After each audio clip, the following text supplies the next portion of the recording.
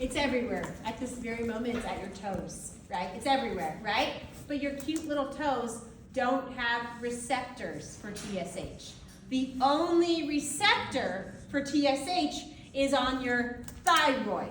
Okay, the only thing that's going to answer to it, okay? But at this very moment, it's cute. It's in your cheeks. It's on your fingers. Okay, you have okay, you probably, I mean, if you got cold in the past, I have. It's all over me right now, right? But if you got cold in the past little bit, right, the hormone, it will go everywhere, okay? But the only one that's going to talk to is, right, that has a receptor is your thyroid. Not a great picture of your thyroid, obviously, okay? But the only one that it's going to talk to is your thyroid, and it's going to respond with T3 and T4. All right, so same exact kind of concept here, okay? So they're gonna add a tropin hormone right here, okay? So the anterior pituitary, we have releasing hormone, the luteinizing hormone, the follicle stimulating hormone, same type of thing, right? The follicle stimulating hormone will then go through the blood and then talk to the testes and ovaries, which will then, right, secrete these right here, right? Androgen, testosterone, estrogen, right? The thyroid stimulating hormone talks to the thyroid.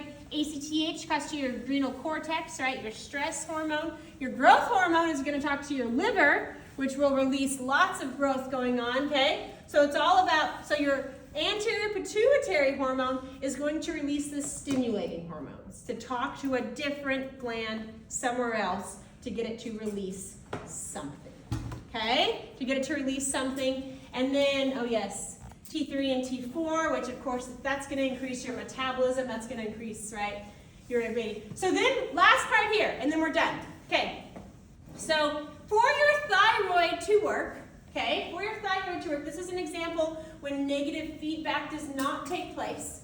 You have to have iodine.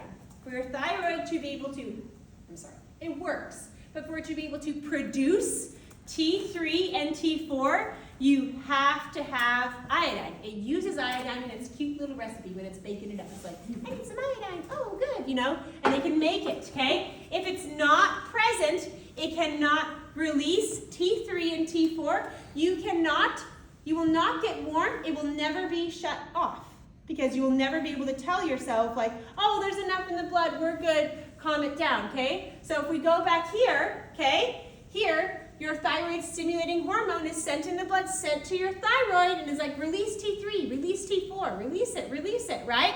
And then here, if you cannot make it because you don't have iodine, nothing is going to go into the blood, nothing is going to help you warm up, nothing will help you, nothing will say stop releasing it. In other words, right, something called a goiter could take place. This is just obviously a bucket load of TSH sent to the thyroid. This thyroid has increased in size because nothing has turned it off.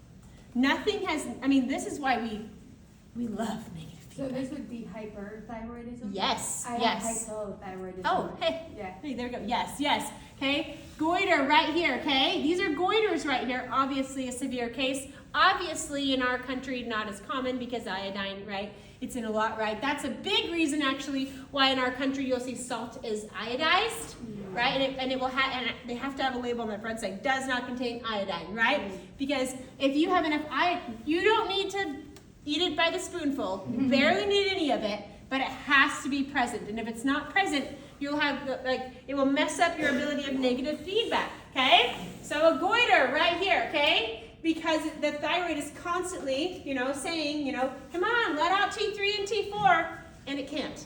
It can't produce it. It doesn't have iodine, right? So they have found just by taking iodine, it can decrease the size of the goiters. Obviously, this size probably has to deal with surgery and stuff like that, but that's how you can control this kind of stuff. So again, on Friday, when you see this image, I don't think it's this one, but when you see someone with a goiter, and it will say, right, and it would say, what do they not have, or something like that. Iodine, right? Iodine, and this is called a goiter, right? That is what they are lacking on.